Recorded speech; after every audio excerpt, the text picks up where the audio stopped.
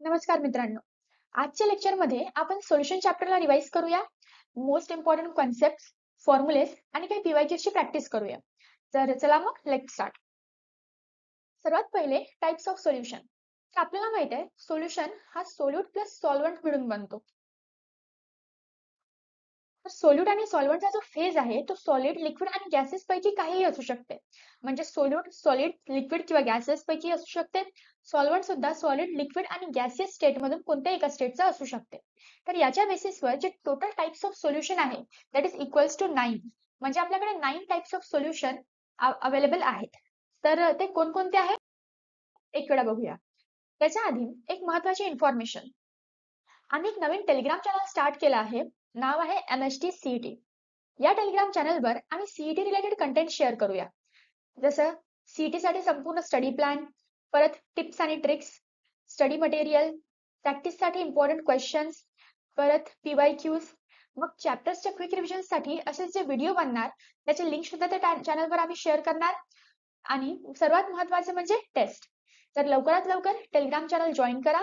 चॅनलला जॉईन करायसाठी तुम्ही ही लिंक सर्च करू शकता किंवा या QR कोडला तुम्ही स्कॅन करून चॅनल जॉईन करू शकता. सर्वात आधी आपण सोल्यूटला सॉलिड घेऊन चालू आणि सॉल्व्हंटचा जो स्टेट आहे तो व्हॅरी करूया. तर हे जे सर्वात पहिलं सोल्युशन आहे याला आपण म्हणतो सॉलिड इन सॉलिड सोल्युशन. तर सॉलिड इन सॉलिड सोल्युशनचं एक्झाम्पल आहे अलोज. तसंच solid in liquid solution example आहे sea water. Solid in gas solution त्याचे एक्झाम्पल आहे आयोडीन इन एअर. आपल्याला माहित आहे आयोडीन हा सॉलिड स्टेट मध्ये असतो आणि एअर ही गॅसियस असते. It is a mixture of gases. तर आयोडीन जर एअर मध्ये मिक्स होत असेल, आयोडीन सोल्यूट आहे आणि तो गॅसियस सॉल्व्हंट म्हणजे एअर मध्ये मिक्स होत आहे, म्हणून या सोल्युशनला आपण म्हटलं सॉलिड इन गॅस सोल्युशन. यानंतर आता आपण सोल्यूटला लिक्विड घेऊन चालणार आणि सॉल्व्हंटचा स्टेट परत व्हॅरी करणार. त्याचे फोर्थ टाइप ऑफ सोल्युशन आहे ते आहे liquid in solid solution. For example amalgams of mercury. त्यानंतर liquid in liquid solution for example gasoline.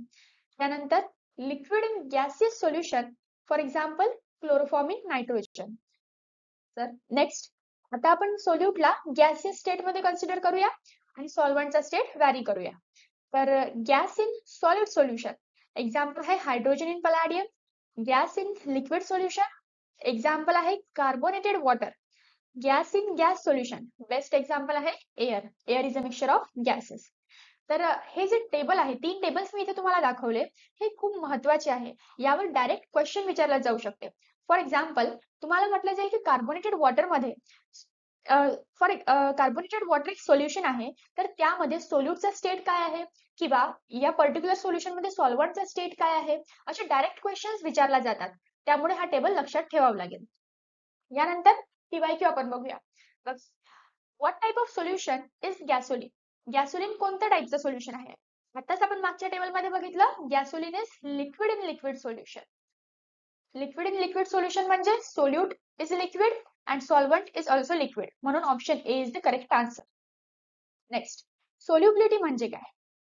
आपण एका पर्टिक्युलर टेम्परेचरवर सॅच्युरेटेड सोल्युशन कन्सिडर करू.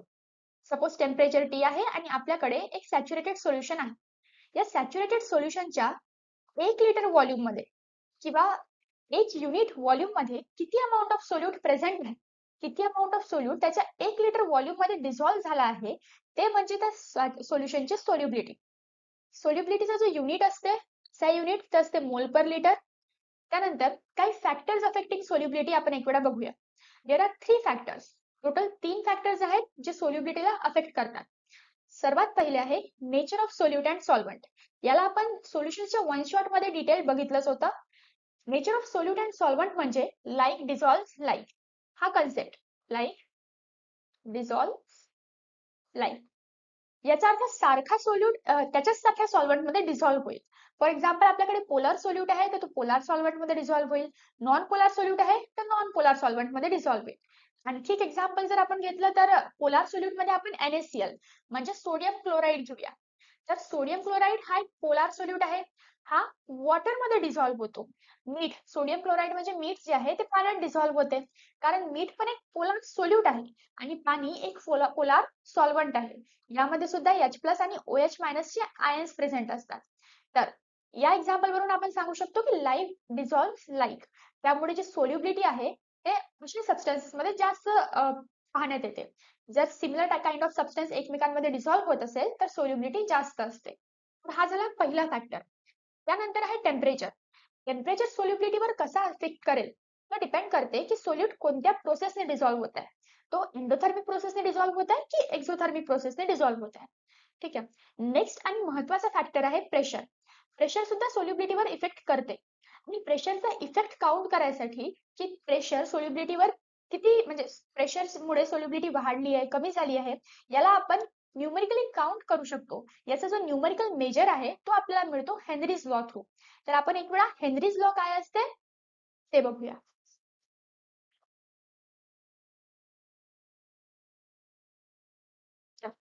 Henry's law. Solubility of a gas in a liquid is directly proportional to pressure of the gas over the solution. म्हणजे S जर आपण solubility घेतली आणि P आहे pressure of the gas over the solution. म्हणजे हे झालं जर सोल्युशन तर या सोल्युशन वर गॅसने किती प्रेशर एक्झर्ट केलं हे झालं P आणि गॅसची जी लिक्विड मध्ये सोल्युबिलिटी आहे त्याला म्हटलं आपण S. ही जी S सोल्युबिलिटी आहे ही प्रेशरला डायरेक्टली प्रपोर्शनल असते. हे आपल्याला माहित पडलं हेनरीज लॉच्या स्टेटमेंट वरून. हेनरीज लॉने एक प्रपोर्शनॅलिटी कॉन्स्टंट इथे इंट्रोड्यूस केला तो झाला KH. याला आपण म्हणतो हेनरीज कॉन्स्टंट. ही एक महत्वाची इक्वेशन आहे. S equals to KH into P. यावर डायरेक्ट न्यूमेरिकल्स विचारला जाते. कोणत्याही दोन पॅरामीटर्सची व्हॅल्यू गिवन असेल आणि तिसरी व्हॅल्यू आपल्याला काढायची असेल. हा न्यूमेरिकल इथे बघा. What is Henry's law constant of gas if solubility of the gas in water 25 degree Celsius is 0.028? म्हणजे आपल्याला X दिला आहे 0.028 आणि partial pressure of the gas पण दिला आहे 0.346. आपल्याकडे इक्वेशन आहे S equals to KH into P. आपल्याला काढायचं आहे हेनरीज लॉ कॉन्स्टंट म्हणजे KH. तर सिंपल आहे S अपॉन P करावं लागेल. व्हॅल्यूज पुट करा आणि आन्सर्स. तर या सोल्युशन मध्ये आपण बघू शकतो सेम त्याच वेनी केला आहे. KH equals to solubility divided by pressure. Solve करून आपल्याला जे आन्सर मिळाला तेच आपलं फायनल आन्सर म्हणजे ऑप्शन ए. यानंतर राउल्ट्स लॉ. राउल्ट्स लॉचं एक वेळा स्टेटमेंट बघूया. It state that partial vapor pressure of any volatile component solution. आपल्याकडे एक सोल्युशन आहे त्याच्या volatile componentचं partial pressure किती राहील ते आपण कॅल्क्युलेट करू शकतो with the help of Raoult's law. तर हे जे पार्शियल प्रेशर आहे ते इक्वल टू राहणार आहे vapour pressure of pure component. म्हणजे त्या कंपोनंटचं pure vapour pressure multiplied by त्या कंपोनंटचा मोल फ्रॅक्शन. हे एक वेळा व्यवस्थित समजून घेऊ. तर सर्वात पहिले suppose that binary solution of two volatile liquids. म्हणजे आपल्याकडे एक सोल्युशन आहे यात दोन लिक्विड्स आहेत मिक्स A1 आणि A2. आपण म्हणूया की P1 आणि P2 त्यांचे पार्शियल वेपर प्रेशर आहे. पार्शियल वेपर प्रेशर म्हणजे दोन्ही लिक्विड्स जेव्हा मिक्स होतील तर फर्स्ट लिक्विडचं जे वेपर्स आहे ते सोल्युशनवर किती प्रेशर एक्झर्ट करते ते झालं पार्शियल प्रेशर ऑफ लिक्विड 1 आणि सेकंड लिक्विडचे जे वेपर्स आहेत ते सोल्युशनच्या सरफेसवर किती प्रेशर एक्झर्ट करत आहे ते झालं पार्शियल प्रेशर ऑफ लिक्विड 2. तर त्याला आपण म्हटलं P1 आणि P2. हे झाले आपले पार्शियल वेपर प्रेशर्स. आणि काय1 आणि काय2 झाला मोल फ्रॅक्शन. म्हणजे या सोल्युशन मध्ये जे सोल्युशन मध्ये जे लिक्विड्स प्रेझेंट आहे A1 आणि A2 त्याचे किती मोल फ्रॅक्शन मध्ये प्रेझेंट आहे ते झाले काय1 आणि काय2. तर आता अकॉर्डिंग टू राउल्ट्स लॉ काय म्हणते ते बघूया. According to Raoult's law P झाला टोटल प्रेशर. या सोल्युशनच्या सरफेसवर जो टोटल प्रेशर लागत आहे P तो दोघांच्या पार्शियल प्रेशरचं सम राहणार आहे. म्हणजे total pressure P is equals to P1 plus P2 राहील. आणि P1 म्हणजे काय P1 ची व्हॅल्यू किती राहील तर that will be equal to P1 not into काय1. म्हणजे P1 झाला पार्शियल प्रेशर ऑफ लिक्विड 1 आणि P1 नॉट झाला partial pressure of liquid 1 pure component. Liquid 1 जेव्हा एक स्पीकर मध्ये प्रेझेंट असेल तेव्हा त्याच्या सरफेसवर जे वेपर्स प्रेशर एक्झर्ट करतील त्या प्रेशरला आपण त्याचा प्युअर कंपोनंटचा प्रेशर म्हणतो. तर तो झाला इथे P1 नॉट ने डिनोट आणि X1 झाला त्याचा मोल फ्रॅक्शन सोल्युशन मध्ये. तर ही झाली P1 ची व्हॅल्यू. त्याच प्रकारे P2 ची व्हॅल्यू झाली P2 नॉट इंटू काय2. याला आपण या इक्वेशन मध्ये पुट केलं तर आपल्याला इथे ही इक्वेशन मिळाली. हे झालं राउल्ट्स लॉचं स्टेटमेंट. परत या इक्वेशन मध्ये आपण काही चेंजेस करू शकतो. आपल्याला माहिती आहे दोन किंवा जितकेही कंपोनंट सोल्युशन मध्ये प्रेझेंट आहे त्याचा जर आपण मोल फ्रॅक्शनचा सम केला तर तो इक्वल टू 1 येते. याचा अर्थ आपण काय1 ला काय2 मायनस 1 ने रिप्लेस करू शकतो. सॉरी 1 मायनस काय2 ने रिप्लेस करू शकतो किंवा काय2 ला 1 मायनस काय1 ने रिप्लेस करू शकतो आणि याच इक्वेशनचे वेगळे फॉर्म्स आपल्याला मिळतील. चला तर आता आपण बघूया composition of vapours. If we take y1 and y2 as mole fraction of two components in the vapor phase, म्हणजे आपल्याकडे एका सोल्युशन आहे, सोल्युशन मध्ये काय1 आणि काय2 मोल फ्रॅक्शन आहे. म्हणजे काय1 आहे मोल फ्रॅक्शन ऑफ लिक्विड 1 आणि काय2 झालं मोल fraction of liquid 2, but in solution. आता सोल्युशनच्या सरफेसवर याच कंपोनंट्सचे वेपर्स पण प्रेझेंट आहे. लिक्विड 1 चे पण वेपर प्रेझेंट आहे आणि लिक्विड 2 चे पण वेपर प्रेझेंट आहे. तर लिक्विड 1 च्या वेपर्सचा जो मोल फ्रॅक्शन असेल त्याला म्हटलं आपण y1 आणि लिक्विड 2 च्या वेपर्सचा जो मोल फ्रॅक्शन असेल त्याला आपण म्हटलं y2. आता हा जो partial pressure of vapours of liquid 1 आहे त्याला आपण लिहू शकतो y1 इंटू p. इथे p जो आहे तो आहे टोटल प्रेशर आणि P2 म्हणजे सेकंड लिक्विडचा जो पार्शियल प्रेशर आहे त्याला आपण लिहू शकतो y2 इंटू परत टोटल प्रेशर. तर हे दोन महत्वाचे फॉर्म्युले आहे जे न्यूमेरिकल सॉल्व्ह करण्यात मदत करेल. परत राउल्ट्स लॉचा जो फॉर्म्युला आहे तो सुद्धा लक्षात ठेवायचा आहे आणि राउल्ट्स लॉच्या फॉर्म्युलाला आपण व्हॅरी करू शकतो काय1 प्लस काय2 इक्वल्स टू 1 या इक्वेशनचा यूज करून. तर ते पण एक व्हेरिएशन लक्षात ठेवायचं आहे. आता क्वेश्चन आहे A closed container contains mixture of non-reacting gases A and B. म्हणजे आपल्याकडे क्लोज कंटेनर आहे त्यात दोन नॉन रिएक्टिंग गॅसेस आहे A आणि B. पार्शियल प्रेशर दिला आहे लिक्विड A चं गॅस A चं आणि गॅस B चं. आपल्याला कॅल्क्युलेट करायचं आहे मोल fraction of gases A and B. तर सोल्युशन बघूया. Dalton's law of partial pressure जो आपण आताच मागच्या स्लाइड वर बघितला कंपोजिशन ऑफ वेपर प्रेशर मध्ये. तर त्यामध्ये आपण बघितलं की पार्शियल प्रेशर ऑफ ए जो आहे तो राहील mole fraction of A into total pressure. परत बी चा जो आहे तो राहील mole fraction of B into total pressure. तर टोटल प्रेशर कॅल्क्युलेट करायसाठी आपल्याला काय करावं लागेल, पण राउल्ट्स लॉच्या स्टेटमेंट मध्ये बघितलं दोघांच्या पार्शियल प्रेशरचा सम करावा लागेल. म्हणजे 4.5 प्लस 5.5 ते आपल्याला मिळाला 10 बार. तर आता आपल्याकडे आहे partial pressure given, total pressure आपण कॅल्क्युलेट केलं तर त्यावरून आपण मोल फ्रॅक्शन काढू शकतो. इथे आपण त्याच फॉर्म्युला मध्ये व्हॅल्यूज पुट केल्या. सर्वात पहिल्या गॅस साठी आहे 4.5 इक्वल्स टू इथे आपण काय ए त्याचा मोल फ्रॅक्शन डिनोट केला आणि टोटल प्रेशर आपण कॅल्क्युलेट केला 10. तर सॉल्व्ह करून आपल्याला मिळालं की मोल फ्रॅक्शन पहिल्या गॅसचा म्हणजे ए गॅसचा आहे 0.45. असंच फॉर गॅस बी मोल फ्रॅक्शन आहे 0.55. त्यामुळे जे आन्सर आहे ते आन्सर आहे ऑप्शन सी. यानंतर क्वालिटेटिव्ह प्रॉपर्टीज. क्वालिटेटिव्ह प्रॉपर्टीज म्हणजे सोल्युशनच्या अशा प्रॉपर्टीज ज्या फक्त नंबर ऑफ सोल्यूट पार्टिकल्सवर डिपेंड करतील. म्हणजे सोल्युशन मध्ये सोल्यूट प्रेझेंट आहे प्लस सॉल्व्हंट प्रेझेंट आहे, पण अशा प्रॉपर्टीज ज्या फक्त नंबर ऑफ सोल्यूट पार्टिकल्स म्हणजे सोल्यूटचे किती पार्टिकल्स सोल्युशन मध्ये प्रेझेंट आहे त्यावर डिपेंड असणाऱ्या प्रॉपर्टीजला आपण क्वालिटेटिव्ह प्रॉपर्टीज म्हटला. मोजून 4 क्वालिटेटिव्ह प्रॉपर्टीज आहेत ज्या आपण या चॅप्टर मध्ये स्टडी केल्या. सर्वात पहिली आहे वेपर प्रेशर लोअरिंग, त्यानंतर आहे बॉइलिंग पॉइंट एलिव्हेशन, मग फ्रीजिंग पॉइंट डिप्रेशन आणि मग ऑस्मोटिक प्रेशर. या 4 प्रॉपर्टीज क्वालिटेटिव्ह प्रॉपर्टीज आहेत म्हणून लक्षात ठेवावं लागेल. यावर क्वेश्चन विचारला जाऊ शकते की खाली दिलेल्या प्रॉपर्टीज पैकी कोणती क्वालिटेटिव्ह प्रॉपर्टी नाही आहे किंवा कोणती प्रॉपर्टी क्वालिटेटिव्ह प्रॉपर्टी आहे.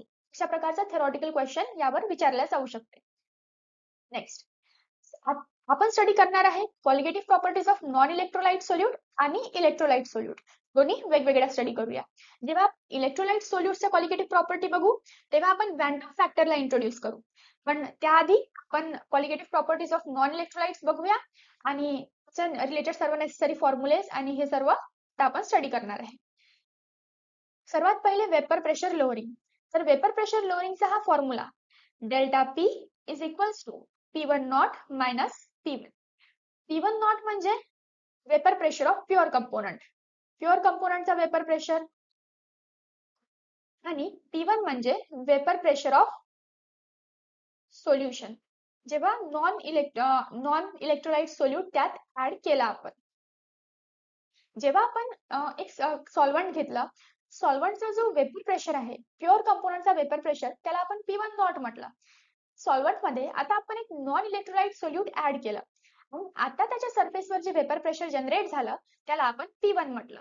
या दोघांचा डिफरन्स म्हणजे P1 नॉट मायनस P1 जो डिफरन्स क्रिएट झाला, डिफरन्सला आपण डेल्टा P ने डिनोट केला आणि त्याला आपण वेपर प्रेशर लोअरिंग म्हटलं. तर हा फॉर्म्युला आहे, हा लक्षात ठेवावा लागेल. यालाच आपण डिराईव्ह करून किंवा यालाच नंतर फर्दर डेरिव्हेशननी आपण याला या टर्म मध्ये रिड्यूस केलं, म्हणजे आपण वेपर प्रेशर लोअरिंगला परत लिहू शकतो P1 नॉट इंटू Chi2. इथे Chi2 जो आहे तो आहे मोल फ्रॅक्शन ऑफ सोल्यूट. हे इथे लिहून घ्या की Chi2 is equals to mole fraction of solute आहे. तर हे दोन फॉर्म्युले जे वेपर प्रेशर लोअरिंग साठी लक्षात ठेवायचे आहेत. यानंतर रिलेटिव्ह वेपर प्रेशर लोअरिंग म्हणजे काय, तर वेपर प्रेशर लोअरिंगचा जो रेशिओ आहे विथ प्युअर कंपोनंटचा वेपर प्रेशर, या रेशिओला आपण म्हटलं रिलेटिव्ह वेपर प्रेशर लोअरिंग. आणि या रेशिओची व्हॅल्यू असते equal to mole fraction of solute इतकी, म्हणजे delta P upon P1 naught equals to Chi2. त्यानंतर आपल्याला वेपर प्रेशर लोअरिंगच्या फॉर्म्युल्यावरून जर सोल्यूटचा मोलार मास काढायचा आहे तर त्यासाठी पण एक फॉर्म्युला आहे बघा, delta P upon P1 naught equals to W2 M1 upon M2 W1. इथे जे कंपोनंट्स मी 1 ने डिनोट करत आहे ते सॉल्व्हंटच्या रिलेटेड आहे, म्हणजे W1 झाला वेट ऑफ सॉल्व्हंट आणि M1 झाला मोलार मास ऑफ सॉल्व्हंट. आणि जे कंपोनंट्स मी 2 ने डिनोट केले, त्याच्या बेस मध्ये 2 लिहिला आहे, ते सर्व सोल्यूटला डिनोट करत आहे, म्हणजे W2 झाला वेट ऑफ सोल्यूट आणि M2 झाला मोलार मास ऑफ सोल्यूट. तर या फॉर्म्युलावरून आपण easily molar mass of solute calculate करू शकतो जर आपल्याला बाकीच्या क्वांटिटीजची व्हॅल्यू गिवन असेल तर. यानंतर आपण एक PYQ सॉल्व्ह करूया. क्वेश्चन आहे, calculate relative lowering of vapour pressure. Relative lowering काढायची आहे. If vapour pressure of benzene and vapor pressure of solution of non-volatile solute in benzene is 640 mm of Hg and 590 mm of Hg respectively. सगळ्यात पहिले तर आपल्याला दिला आहे vapour pressure of benzene, म्हणजे pure बेन्झीनचा vapour pressure दिला आहे आपल्याला P01 दिला आहे 640. त्यानंतर आपल्याला वेपर प्रेशर ऑफ सोल्युशन दिला आहे. नॉन व्होलेटाइल सोल्यूट जेव्हा बेन्झीन मध्ये ऍड झालं त्यानंतर जे वेपर प्रेशर तयार झालं ते आपल्याला गिवन आहे, तर त्याला आपण लिहून घेऊ P1 इक्वल्स टू 590. प्युअरला आपण असं डिनोट केलंय. आपल्याला कॅल्क्युलेट करायचं आहे relative lowering of vapour pressure. Relative लोअरिंगचा फॉर्म्युला आपल्याला माहिती आहे delta P upon P1 nought. Delta P ला आपण लिहित असतो P1 not minus P1 upon P1 not. तरी बस या फॉर्म्युलामध्ये दोन्ही व्हॅल्यूज पुट करायचे आहे आणि रिलेटिव्ह लोअरिंगची व्हॅल्यू आपल्याला मिळून जाईल. तर हे स्टँडर्ड सोल्युशन, इथे सर्व व्हॅल्यूज पुट केला या फॉर्म्युलामध्ये आणि आपला आन्सर आला 0.078. Option A. आता नेक्स्ट प्रॉपर्टी आहे boiling point elevation. Boiling point elevation कोणत्याही सोल्युशनचा डायरेक्टली प्रपोर्शनल असतो मोलॅलिटीला, त्या सोल्युशनच्या मोलॅलिटीला. कोणत्याही सोल्युशनची जी मोलॅलिटी असते ती असते moles of solute upon mass of solvent. पण हे मास जे असते ते आपल्याला घ्यायचं असते केजी मध्ये. जर आपल्याला ग्राम मध्ये मास दिलं असेल सॉल्व्हंटचं तर त्याला आपल्याला डिवाइड करायला लागेल बाय 1000 नी, मग ते कन्वर्ट होईल केजी मध्ये आणि मग केजी मध्ये सॉल्व्हंटचा जो मास आहे त्याला आपण या फॉर्म्युलामध्ये यूज करू शकतो फॉर कॅल्क्युलेटिंग मोलॅलिटी. तर हा झाला फॉर्म्युला फॉर बॉइलिंग पॉइंट इलिव्हेशनचा, that is equals to delta TB equals to KB into M. हा KB जो आहे हा झाला इब्लिओस्कोपिक कॉन्स्टंट. हा प्रोपोर्शनॅलिटी साइन रिमूव्ह करून इथे प्रोपोर्शनॅलिटी कॉन्स्टंट आपण इन्सर्ट केला. तर याच फॉर्म्युलावरून परत आपण molar mass of solute calculate करू शकतो. तर त्याचं काही डेरिव्हेशन आहे, ते डेरिव्हेशन आपण इथे स्किप करूया आणि फक्त फॉर्म्युला आपण लक्षात ठेवू. तर तो फॉर्म्युला इथे मिळाला M2 equals to 1000 into KB into W2 upon delta TB into W1. परत इथे जे 1 आहे तो डिनोट करतो molar mass of mass of solvent, W2 denote करतो मास ऑफ सोल्यूट आणि M2 आहे molar mass of solute. Next question बघूया.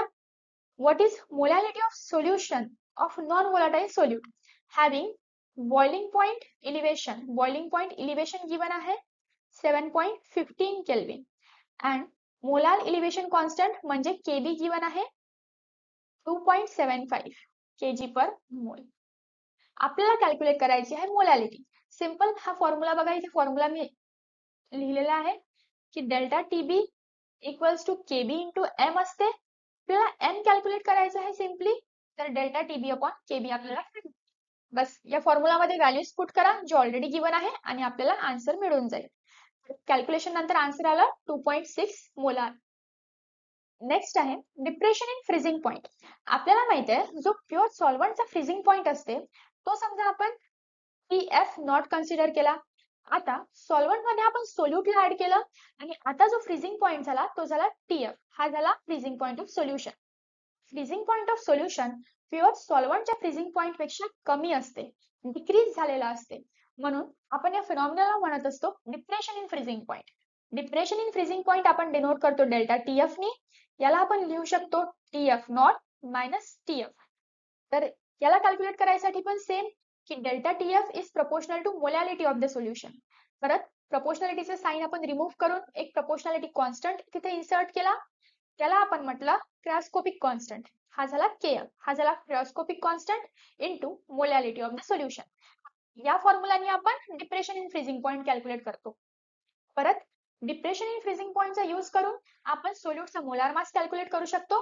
त्यासाठी हा फॉर्म्युला आहे म्हणजे M2 equals to 1000 into KF into W2 upon delta TF into W1. Same तोच formula आहे जो आपण बॉइलिंग पॉइंट इलिव्हेशनच्या वेळेस यूज करत होतो. फक्त इथे जो आपण केबी वापरायचो इथे आपण वापरत आहे KF आणि बाकीच्या क्वांटिटी सेम आहे. डेल्टा टीबीच्या ऐवजी आपण इथे वापरणार डेल्टा TF कारण आपल्याला डिप्रेशनचा यूज करून कॅल्क्युलेट करायचं आहे. सिंपल. तर आता आपल्याकडे क्वेश्चन आहे a solution of non volatile solute is obtained by dissolving 15 gram in 200 ml water. म्हणजे 15 ग्राम आपल्याला सोल्यूटचा मास दिलेला आहे. तर याला आपण W2 म्हटला. in 200 ml of water has depression in freezing point म्हणजे डेल्टा TF इथे दिलेला आहे 0.75 kelvin. Calculate molar mass of solute if cryoscopic constant of water is 1.86. Cryoscopic constant म्हणजे KF दिलेला आहे. तर इथे बघा हा फॉर्म्युला मी इन्सर्ट केला आहे. या फॉर्म्युला मध्ये आपल्याला ज्या व्हॅल्यूज पाहिजे आहेत त्या सर्व व्हॅल्यूज ते प्रेझेंट आहे. W1 म्हणजे मास ऑफ सॉल्व्हंट असते, मास ऑफ सॉल्व्हंट. पण आपल्याला माहिती आहे की आपल्याला सॉल्व्हंटचा व्हॉल्यूम दिलाय. सॉल्व्हंटचा व्हॉल्यूम दिला आपल्याला 200 ml ml. परत जो डेन्सिटी ऑफ सॉल्व्हंट आहे तो आपल्याला माहिती आहे 1 ग्राम पर ml असते. वॉटरची density is 1 gram per ml. आपल्याला माहिती आहे density is equals to mass upon volume असते. तर जर आपल्याला वॉटरचा मास काढायचा आहे तर डेन्सिटी इंटू व्हॉल्यूम करावं लागेल म्हणजे 1 इंटू 200 म्हणजे वॉटरचा मास आपल्याला मिळाला 200 ग्राम. तर अशा प्रकारे आपल्याकडे W1 पण आला. W1 इक्वल्स टू 200 ग्राम आपल्याला घ्यायचं आहे. W2 ची व्हॅल्यू 15 ग्राम आहे. डेल्टा TF ची व्हॅल्यू 0.75 आहे आणि KF ची व्हॅल्यू 1.86 आहे. बस या सर्व व्हॅल्यू या फॉर्म्युला मध्ये टाकायचे आहे आणि आपल्याला आन्सर मिळून जाईल. तर बघा व्हॅल्यूज फॉर्म्युला मध्ये पुटअप केल्या आणि आन्सर आला 186 ग्राम पर मोल. तर ऑप्शन सी आपला आन्सर राहणार. नाव नेक्स्ट क्वेश्चन आहे calculate depression in freezing point. म्हणजे आपल्याला इथे डेल्टा TF कॅल्क्युलेट करायचे आहे. वेन 4 ग्राम नॉन volatile solute म्हणजे मास दिला आहे non volatile सोल्यूटचा 4 gram of molar mass 126 ग्राम पर मोल. मोलार मास दिला आहे 126 ग्राम आणि डिझॉल्व्ड इन 80 ml ऑफ वॉटर. म्हणजे इथे जो सॉल्व्हंट आहे तो आहे वॉटर. परत 80 ml आपल्याकडे वॉटरचा आहे. तर 80 ml ला आपण जर मास मध्ये कन्वर्ट करायचं असेल तर आपण डेन्सिटीचा यूज करतो.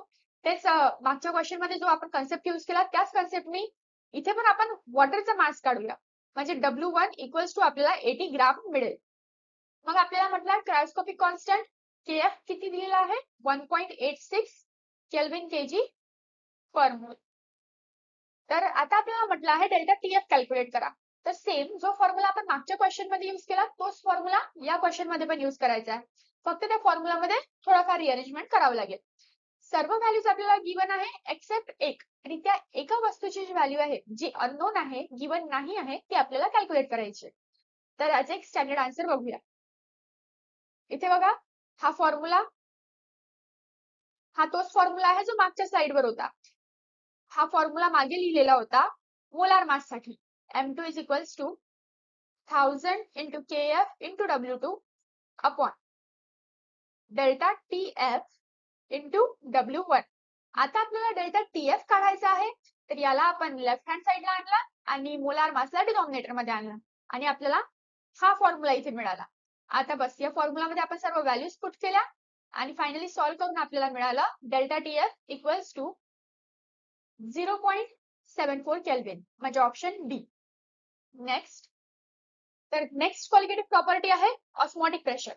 ऑस्मोटिक प्रेशर म्हणजे असा प्रेशर जो ऑस्मोसिसला स्टॉप करायसाठी आपण अप्लाय करतो. ऑस्मोसिस एक प्रोसेस आहे, त्याला स्टॉप करायसाठी जितका प्रेशर अप्लाय करू त्याला आपण ऑस्मोटिक प्रेशर म्हटलं. ऑस्मोसिस म्हणजे काय ते बघूया. Net spontaneous flow of solvent molecules into solution or from more dilute solution to more concentrated solution through a semi permeable membrane, त्याला आपण ऑस्मोसिस म्हणतो. फॉर एक्झाम्पल हा एक कंटेनर आहे आणि इथे मी सेमी परमिएबल मेम्ब्रेन अटॅच केली. या साईडला माझ्याकडे सॉल्व्हंट आहे आणि या साईडला सोल्युशन आहे. सोल्युशन म्हणजे यात सोल्यूट पण प्रेझेंट राहणार आहे. ठीक आहे, तर ऑब्विसली या साईडला कॉन्सन्ट्रेशन थोडं कमी राहील आणि या साईडला सोल्यूटचे मॉलिक्युल्स प्रेझेंट असल्यामुळे कॉन्सन्ट्रेशन जास्त राहील. तर सॉल्व्हंटचे जे मॉलिक्युल्स आहे इथे आपल्याला असं ऑब्झर्व करायला मिळेल की सॉल्व्हंटचे मॉलिक्युल्स त्या लोअर कॉन्सन्ट्रेशन साइड पासून मूव्ह होईल towards higher concentration sides. Slow आणि स्पॉन्टेनियस मुवमेंट होते सॉल्व्हंटच्या मॉलिक्युल्सची from lower concentration side to higher concentration side, आणि या स्पॉन्टेनियस मुवमेंटला जी सेमी परमिएबल मेम्ब्रेनच्या थ्रू होते यालाच आपण ऑस्मोसिस म्हटलं. ही झाली ऑस्मोसिसची प्रोसेस. यानंतर काही महत्त्वाच्या गोष्टी आणखी बघूया. Next, osmotic pressure. ऑस्मोटिक प्रेशरचा फॉर्म्युला काय. आता आपण म्हटलं होतं की ही जी ऑस्मोसिस प्रोसेस आहे याला स्टॉप करायसाठी जे प्रेशर आपण अप्लाय करू ते ऑस्मोटिक प्रेशर होईल. तर ऑस्मोटिक प्रेशर पण एक क्वालिटेटिव्ह प्रॉपर्टी आहे आणि त्याला कॅल्क्युलेट करायसाठी एक फॉर्म्युला आहे तो आपण आता बघूया. तर ऑस्मोटिक प्रेशर आपण सर्वात आधी डिनोट करतो पायने. Pi is used to denote osmotic pressure. याला कॅल्क्युलेट करायसाठी फॉर्म्युला असते N2 म्हणजे moles of solute into R upon T upon V, that is volume of solution. तर N2 अपॉन V म्हणजे moles of solute upon volume of solution. आपल्याला माहित आहे हा जो फॉर्म्युला आहे हा फॉर्म्युला आहे मोलॅरिटीचा. तर आपण N2 बाय V ला रिप्लेस करू शकतो कॅपिटल M नी. कॅपिटल M म्हणजे मोलॅरिटी, तर MRT हा पण एक ऑस्मोटिक प्रेशरचा फॉर्म्युला झाला. तर हे दोन फॉर्म्युलेज आहे जे ऑस्मोटिक प्रेशरच्या कॅल्क्युलेशनसाठी आपण यूज करू. याला लक्षात ठेवावं लागेल. महत्त्वाचे फॉर्म्युलेज आहे यावर डायरेक्ट न्यूमेरिकल्स येतात. तर नेक्स्ट पॉइंट आहे molar mass from osmotic pressure. जसं आपण बॉइलिंग पॉइंट एलिव्हेशन पासून मोलार मास कॅल्क्युलेट केला सोल्यूटचा, सेम आपण concept depression in freezing point मध्ये पण डेल्टा TF पासून आपण मोलार मास कॅल्क्युलेट केला. तसंच आता ऑस्मोटिक प्रेशरचा यूज करून पण आपण सोल्यूटचा मोलार मास कॅल्क्युलेट करूया.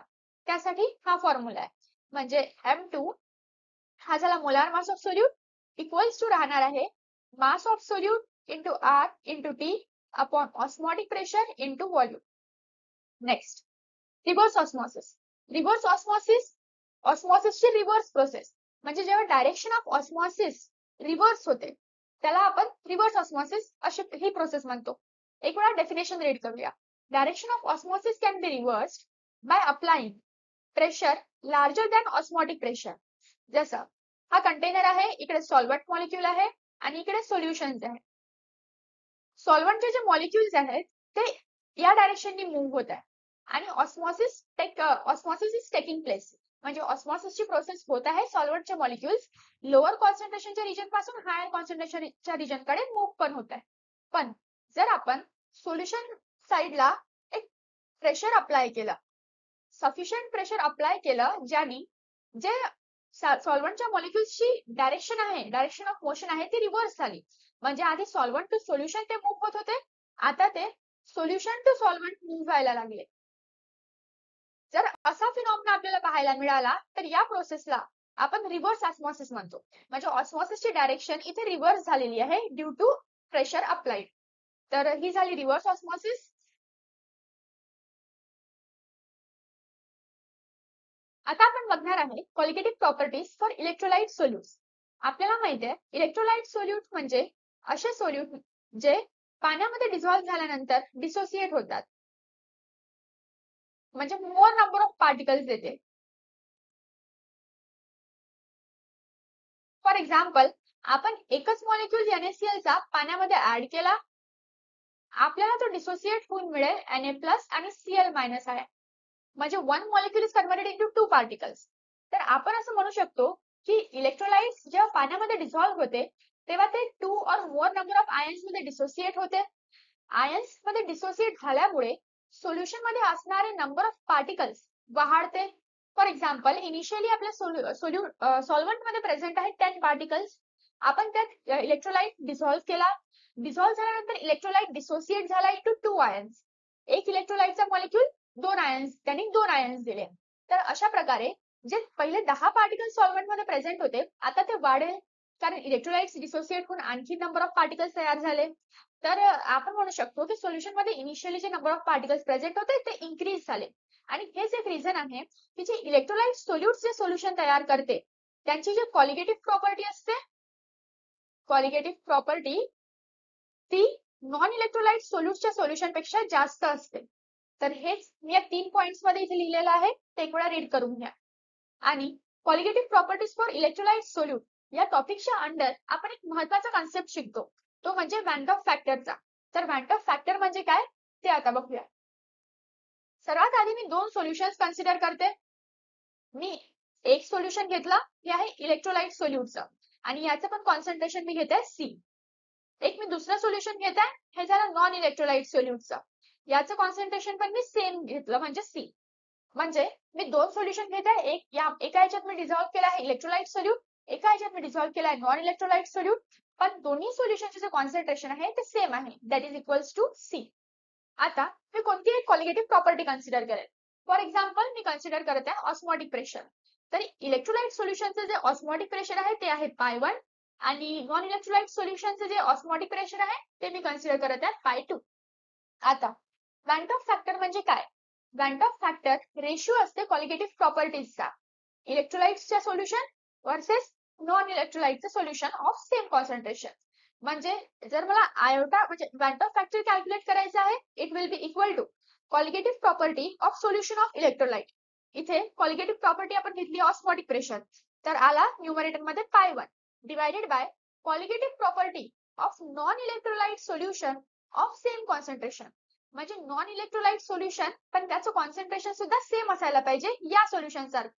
आता याची जी क्वालिटेटिव्ह प्रॉपर्टी आहे ते आपल्याला डिनॉमिनेटर मध्ये घ्यायची आहे, म्हणजे π2. तर या केस मध्ये जो वॅन डॉफ फॅक्टर आहे तो आहे π1 अपॉन π2. तर ही झाली वॅन डॉफ फॅक्टरची डेफिनेशन. यानंतर आपण वॅन डॉफ फॅक्टरला यूज करून बाकीचे जे क्वालिटेटिव्ह प्रॉपर्टीज आहेत त्याच्यासाठी इक्वेशन लिहूया. म्हणजे इलेक्ट्रोलाइट सोल्यूटच्या केसमध्ये जे सोल्युशन तयार होते त्यामध्ये आपण वेपर प्रेशर लोअरिंग कसं कॅल्क्युलेट करू युजिंग वॅन डॉफ फॅक्टर, त्यानंतर बॉइलिंग पॉइंट इलिव्हेशन, त्यानंतर फ्रीजिंग पॉइंट डिप्रेशन, हे सर्व फॉर्म्युलेज आपण एक वेळा परत पाहूया इलेक्ट्रोलाइट सोल्यूटच्या केसमध्ये. तर सर्वात आधी vapour pressure lowering. Vapour pressure lowering मध्ये सेम फॉर्म्युला. फॉर एक्झाम्पल, आपण आधी पाहिलं होतं delta P is equals to P1 not into x2. हा होता आपला वेपर प्रेशर लोअरिंग साठी फॉर्म्युला. आता आपण हाच फॉर्म्युला इलेक्ट्रोलाइट सोल्यूट मध्ये यूज करू विथ आयोटा. म्हणजे यावेळेस आपला जो वेपर प्रेशर लोअरिंग राहील तो राहील delta P is equals to iota P1 not into π2. Next delta TB म्हणजे बॉइलिंग पॉइंट इलिव्हेशन. आधी आपण बॉइलिंग पॉइंट इलिव्हेशनचा फॉर्म्युला पाहिला होता, delta TB equals to KB into M. हा होता नॉन इलेक्ट्रोलाइट सोल्यूट साठी. पण इलेक्ट्रोलाइट सोल्यूट मध्ये आपल्याला वॅन डॉफ फॅक्टर ऍड करायचा आहे, तर इलेक्ट्रोलाइट सोल्यूट साठी आपला फॉर्म्युला राहील delta TB equals to I म्हणजे van Hoff factor KB into M. आता नेक्स्ट आहे freezing point depression. Freezing point depression मध्ये नॉन इलेक्ट्रोलाइट सोल्यूट साठी आपण म्हटलं होतं KF into M for non electrolyte solute. Electrolyte solute साठी आपण लिहूया आयोटा केएफ इंटू एम. त्यानंतर आहे osmotic pressure. For non electrolyte solute आपण म्हटलं होतं M R T. Electrolyte solute साठी आपण लिहूया आयोटा एम आर टी. तर जेव्हाही इलेक्ट्रोलाइट सोल्यूटची गोष्ट केल्या जाईल असं गरजेचं नाही आहे की प्रत्येक वेळेस ते स्पेसिफाय करतील की आपण इलेक्ट्रोलाइट सोल्यूट यूज करत आहे. कधी कधी NaCl म्हणेल, कधी कधी K2SO4 म्हणेल म्हणजे NaCl म्हणेल किंवा K2SO4 म्हणेल, HCl म्हणेल. तर अशा वेळेस आपल्याला लक्षात ठेवावं लागेल की NaCl Na+ आणि Cl- मध्ये डिसोसिएट होते. हा K2SO4 पण K+SO4 2- मध्ये डिसोसिएट होऊ शकते. याचा अर्थ हे सर्व इलेक्ट्रोलाइट सोल्यूट्सच गिवन आहे. आपल्याला या फॉर्म्युलाचा यूज करावा लागेल अशा केसेस मध्ये. नेक्स्ट वॅन ऑफ फॅक्टर आणि डिग्री ऑफ डिसोसिएशन मध्ये काय रिलेशन आहे ते एक वेळा बघूया. Consider electrolyte. सर्वात आधी आपण एक इलेक्ट्रोलाइट कन्सिडर करू AsBy. हा डिसोसिएट होईल इंटू FAy- प्लस YBX+. म्हणजे दोन आयन मध्ये डिसोसिएट झाला. A चे X नंबर ऑफ आयन्स आहेत आणि B चे Y नंबर ऑफ आयन्स आहेत. हे एका इलेक्ट्रोलाइटचे डिसोसिएशन आपण इथे शो केलं. आता X plus Y equals to N म्हणजे total moles obtain from dissociation of 1 मोल इलेक्ट्रोलाइट. आपण 1 मोल इलेक्ट्रोलाइट घेतला आहे, तुम्ही इथे बघू शकता AsBy. त्याला आपण डिसोसिएट केलं तर X नंबर ऑफ आयन्स तयार झाले A चे आणि Y नंबर ऑफ आयन्स तयार झाले B चे. तर टोटल जे आयन्स आहेत सोल्युशन मध्ये त्याला जर मी N ने डिनोट केलं तर N is equals to X plus Y व्हायला पाहिजे. करेक्ट. यानंतर आपण काही डेरिवेशन्स केलं जे आपल्या टेक्स्टबुक मध्ये बोर्डच्या पॉइंट ऑफ व्ह्यूने आपण स्टडी केलं होतं युजिंग इक्विलिब्रियम. आता आपण सरळ फॉर्म्युला लक्षात ठेवूया. म्हणजे जर आपल्याला आयोटा कॅल्क्युलेट करायचा आहे म्हणजे वॅन ऑफ फॅक्टर कॅल्क्युलेट करायचा आहे तर त्याचा फॉर्म्युला असतो 1 plus alpha into N minus 1. त्यामध्ये अल्फा आहे डिग्री ऑफ डिसोसिएशन. हा मोस्ट ऑफ द टाइम तुम्हाला क्वेश्चन मध्ये गिवन राहील किंवा तुम्हाला कॅल्क्युलेट करायला म्हणतील तेव्हा त्यावेळेस तुम्हाला आय गिवन राहील. तर असं म्हणू शकतो आपण की I is equals to 1 plus alpha into N minus 1. N इथे आहे total number of moles in solution. Total moles in solution after dissociation. एक इलेक्ट्रोलाइट डिसोसिएट झाल्यानंतर आता सोल्युशन मध्ये किती नंबर ऑफ मोल्स प्रेझेंट आहे त्याला आपण N म्हटलं. अल्फा आपला डिग्री ऑफ डिसोसिएशन आहे आणि I हा वॅन ऑफ फॅक्टर आहे. तीन अननोन्स आहेत म्हणजे व्हेरिएबल्स आहेत. तीन पैकी कोणत्याही एकची व्हॅल्यू आपल्याला म्हणजे कॅल्क्युलेट करायला होऊ शकते. तर ते आपल्याला करता आली पाहिजे आणि बाकीचे दोन व्हेरिएबल्स आहेत त्याची व्हॅल्यू क्वेश्चन मध्ये गिवन असेल. आता आपला क्वेश्चन आहे इफ 0.01 मोलार aqueous सोल्युशन म्हणजे मोलॅरिटी दिली आहे 0.01 of electrolyte freezes at -0.056 kelvin म्हणजे डेल्टा TF आपल्याला दिला आहे -0.056 kelvin. Calculate van Hoff factor for an electrolyte. आपल्याला वॅन ऑफ फॅक्टर कॅल्क्युलेट करायचे आहे ज्याचा क्रायोस्कोपिक कॉन्स्टंट आपल्याला दिला आहे 1.86. आपल्याला माहित आहे इलेक्ट्रोलाइट म्हटलं आहे इथे तर आपल्याला वॅन ऑफ फॅक्टरचेच फॉर्म्युला यूज करावा लागेल. म्हणजे डेल्टा TF साठी आपण फॉर्म्युला बघितला होता I KF इंटू M. तर यामध्ये सर्व व्हॅल्यू पुट करा. डेल्टा TF ची, KF ची आणि M ची व्हॅल्यू आपल्याला माहित आहे आणि I ची व्हॅल्यू आपल्याला कॅल्क्युलेट करायची आहे. सिंपल. एक वेळा आपण स्टँडर्ड सोल्युशन बघून घेऊया.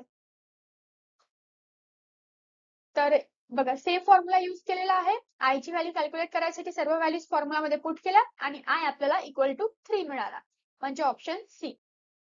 आता क्वेश्चन आहे what is solubility of gas म्हणजे S कॅल्क्युलेट करायचे आहे in water at 25 degrees Celsius if partial pressure is 0.346 bar and Henry's law constant is म्हणजे KH is 0.159 mole per dm³ bar inverse. तर आपल्याला P आणि KH दिलेला आहे. आपल्याला सोल्युबिलिटी कॅल्क्युलेट करायची आहे. तर फक्त आपल्याला हेनरीज लॉचं स्टेटमेंट इथे यूज करावं लागेल.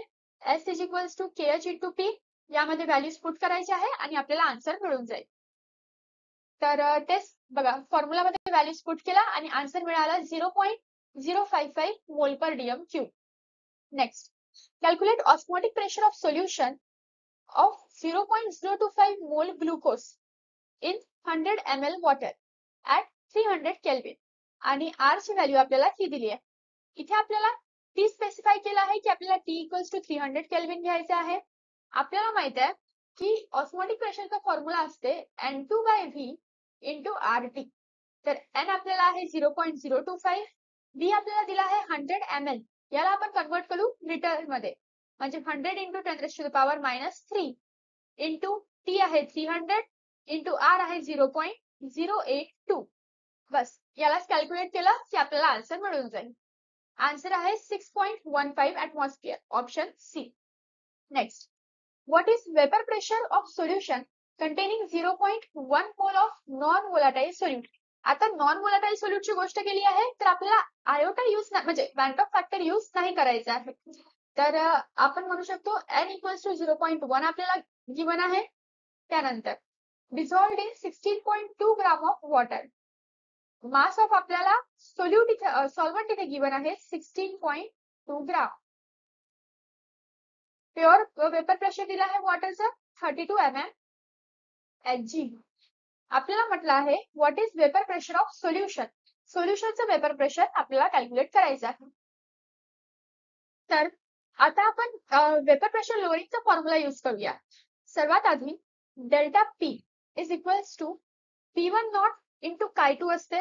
Chi2 म्हणजे mole fraction of solute. P1 delta P चा आपल्याला मिनिंग माहित आहे, P1 नॉट मायनस PS असते, म्हणजे vapour pressure of pure solvent minus vapour pressure of solution is equals to P1 not into Chi2. तर आता आपण ही P1 नॉट ची जी टर्म आहे ही टर्म इकडे आणूया आणि हा वेपर प्रेशर ऑफ जो सोल्युशन आहे तो आपण राईट हँड साइडला घेऊन जाऊया. तर आपल्याला मिळेल P1 not minus P1 not into Chi2 equals to PS. P1 naught ला आपण बाहेर घेऊ आणि 1 minus Chi2 is equals to PS. आपल्याला माहित आहे Chi1 plus Chi2 equals to 1 असते. तर 1 minus Chi2 equals to Chi1 व्हायला पाहिजे, म्हणजे P1 not into Chi1 equals to PS. म्हणजे vapour pressure of solution is equals to vapour pressure of pure solvent into mole fraction of solvent. आता आपल्याला मोल fraction of solvent calculate करायचं आहे. तर मोल फ्रॅक्शन ऑफ सॉल्व्हंट साठी आपल्याला लागेल मोल्स ऑफ सॉल्व्हंट. सॉल्व्हंट इथे आहे water upon total moles in the solution. तर मोल्स ऑफ वॉटर साठी आपल्याला 16.2 म्हणजे मास ऑफ वॉटरला डिवाइड करायला लागेल मोलार मास ऑफ वॉटरने अपॉन टोटल मोल्स, परत 16.2 अपॉन 18 म्हणजे वॉटरचे मोल प्लस जो सोल्यूटचा मोल आहे तो. तर इक्वल्स टू आपण सॉल्व करून घेऊया.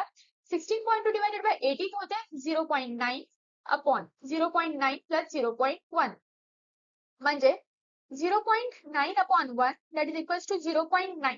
याचा अर्थ आपल्याला मिळाला की मोल फ्रॅक्शन ऑफ सॉल्व्हंट म्हणजे mole fraction of water that is Chi1 equals to 0.9 आणि P1 नॉट ची व्हॅल्यू आपल्याला गिवन आहे. तर आपला जो PS आहे म्हणजे वेपर प्रेशर ऑफ सोल्युशन आहे तो होईल 0.9 into 32 that is equals to 28.8 mm of Hg. हा त्याचं सोल्युशन आहे, स्टँडर्ड सोल्युशन. तुम्ही याला रेफर करू शकता. नेक्स्ट, आता आपला क्वेश्चन आहे which of the following solution does not flow in either direction when separated by semi permeable membrane. आपल्याकडे परत असं एक सेटअप आहे ज्यामध्ये मध्ये आपल्याकडे आहे सेमी परमिएबल मेम्ब्रेन. एका साइडला आपण घेतलं युरियाचं सोल्युशन आणि एका साइडला आपण घेतलं ग्लुकोजचं सोल्युशन. तर आपल्याला या 4 ऑप्शन्स पैकी कॉम्बिनेशन निवडायचं आहे ज्यामध्ये परफेक्ट म्हणजे असं कॉन्सन्ट्रेशन प्रेझेंट असेल युरियाचं आणि ग्लुकोजचं की हे दोन्ही सोल्युशन्स एकमेकांकडे मूव्ह होणार नाही. म्हणजे युरियाचे मॉलिक्युल्स ग्लुकोज मध्ये जाणार नाही आणि ग्लुकोजचे मॉलिक्युल्स युरियामध्ये येणार नाही. म्हणजे आपल्याला माहिती आहे की ऑस्मोसिस अशी प्रोसेस आहे ज्यामध्ये सॉल्व्हंटचे मॉलिक्युल्स मूव्ह करते from region of lower concentration to region of higher concentration. म्हणजे ज्या साईडला लोअर कॉन्सन्ट्रेशन असते त्या साईडचे सॉल्व्हंटचे मॉलिक्युल्स मूव्ह होते अशा साईडकडे जिकडे हायर कॉन्सन्ट्रेशन आहे. तर आता ही मुवमेंट जर आपल्याला स्टॉप करायची आहे, म्हणजे आपल्याला असं वाटतं की सॉल्व्हंटचे मॉलिक्युल्स इकडून इकडे किंवा इकडून इकडे मूव्ह झालेच नाही पाहिजे, तर याचा अर्थ आपल्याला दोन्ही याचे कॉन्सन्ट्रेशन सेम करावं लागेल. कॉन्सन्ट्रेशन मध्ये डिफरन्स असल्यामुळेच मॉलिक्युलची मुवमेंट होत होती. जर आता कॉन्सन्ट्रेशनच सेम राहील दोन्ही साईडच्या सोल्युशनचं, तर मुवमेंट होणारच नाही. तर सेम हाच कॉन्सेप्ट आपल्याला या क्वेश्चन मध्ये अप्लाय करायचा आहे. आपल्याला अशी व्हॅल्यू फाइंड आउट करायची आहे ज्यामध्ये युरियाचा आणि ग्लुकोजच्या सोल्युशनचं कॉन्सन्ट्रेशन सेम राहील. म्हणजे M concentration of urea equals to concentration of glucose असायला पाहिजे. For this condition solution does not flow, या कंडिशनसाठी ही कंडिशन सॅटिस्फाय झाली पाहिजे. तर आपल्याला माहित आहे कॉन्सन्ट्रेशन ऑफ युरिया राहील moles of urea upon volume of solution. परत कॉन्सन्ट्रेशन ऑफ ग्लुकोज राहील moles of glucose upon volume of glucose. Volume दोन्ही केसमध्ये सेम आहे, आपण व्हॉल्यूमला कॅन्सल करू आणि फक्त मोल्सला बघूया. आपण प्रत्येक ऑप्शन मध्ये मोल्स कॅल्क्युलेट करू की युरियाचे किती आहे आणि ग्लुकोजचे किती आहे. युरियाचे मोल्स आणि ग्लुकोजचे मोल आपण कॅल्क्युलेट करू प्रत्येक ऑप्शन मध्ये आणि मग आपण बघूया ज्याही ऑप्शन मध्ये दोघांचे मोल्स इक्वल असतील तो आपला आन्सर राहील. तर सर्वात पहिले पहिल्या ऑप्शन मध्ये आहे 18 ग्राम युरिया. तर युरियाचा जो मोलार मास आहे तो आहे 60. 18/60 म्हणजे 2/10.2 मोल्स. परत ग्लुकोजचा 18/180 ग्लुकोजचे मोल्स आहे 0.1 मोल. तर परत पहिल्या ऑप्शन मध्ये मोल्स सेम नाही आहे म्हणून कॅन्सल. अशाच प्रकारे आपण दुसरा, तिसरा आणि चौथा ऑप्शन चेक करूया. तर आपल्याला माहित पडेल की फोर्थ ऑप्शन मध्ये नंबर ऑफ मोल्स युरियाचे आणि ग्लुकोजचे सेम येत आहे म्हणून फोर्थ ऑप्शनच आपला आन्सर राहील. आपण बघू शकतो फोर्थ ऑप्शन मध्ये युरियाचे मोल्स आहे 0.2, परत ग्लुकोजचे पण मोल्स आहे 0.2 म्हणून ऑप्शन 4 आपला आन्सर आहे. Next, if vapour pressure of pure solvent and solution are 240 and 216. Pure सॉल्व्हंटचं जे वेपर प्रेशर आहे ते आहे 240 mmSg आणि सोल्युशनचे जे वेपर प्रेशर आहे ते आहे 216 mmSg. Then mole fraction of solvent in the solution. आपल्याला माहित आहे vapour pressure lowering is equals to P1 not into Chi2. हे झाले mole fraction of solute. Delta P म्हणजे P1 not minus PS is equals to P1 not into Chi2. तर Chi2 ला आपण लिहू शकतो P1 not minus PS upon P1 naught. यामध्ये value put करा, आपल्याला Chi2 ची व्हॅल्यू मिळेल. या फॉर्म्युलामध्ये आपण व्हॅल्यूज पुट करू आणि सॉल्व्ह करू तेव्हा आपल्याला Chi2 ची व्हॅल्यू मिळेल. पण आपल्याला फाइंड आउट करायची आहे Chi1 ची व्हॅल्यू, कारण आपल्याला मोल फ्रॅक्शन ऑफ सॉल्व्हंट विचारला. तर simply Chi1 plus Chi2 equals to 1 असते. म्हणजे Chi1 काढायसाठी आपल्याला 1 मधून Chi2 ला मायनस करावं लागेल. तर हा आपला प्रोसिजर राहील, म्हणजे या प्रोसिजर थ्रू आपण आपला क्वेश्चन सॉल्व्ह करूया. हे आहे स्टँडर्ड आन्सर, आपण बघू शकतो यामध्ये पण तीच प्रोसेस यूज केलेली आहे. तर फायनली सॉल्व्ह करून जे आन्सर आला ते आला 0.9. Thank you very much. इथेच आपला जे सोल्युशनचं क्विक रिव्हिजन आहे MST CET साठी ते संपलेलं आहे. याच्याच रिलेटेड आणखी प्रॅक्टिस करायसाठी आमचं टेलिग्राम चॅनल जॉईन करा. त्यावर टेस्ट वगैरे अपलोड होतील, कंटेंट अपलोड होईल. परत असेच जे व्हिडिओ आणखी तयार होतील त्याची लिंक सुद्धा त्या चॅनलवर शेअर करण्यात येईल. तर लवकरात लवकर टेलिग्राम चॅनल जॉईन करा. तुम्ही आमचे इन्स्टा पेज पण फॉलो करू शकता, त्यावर पण महत्त्वाच्या इन्फॉर्मेशन आम्ही शेअर करत असतो. Thank you very much.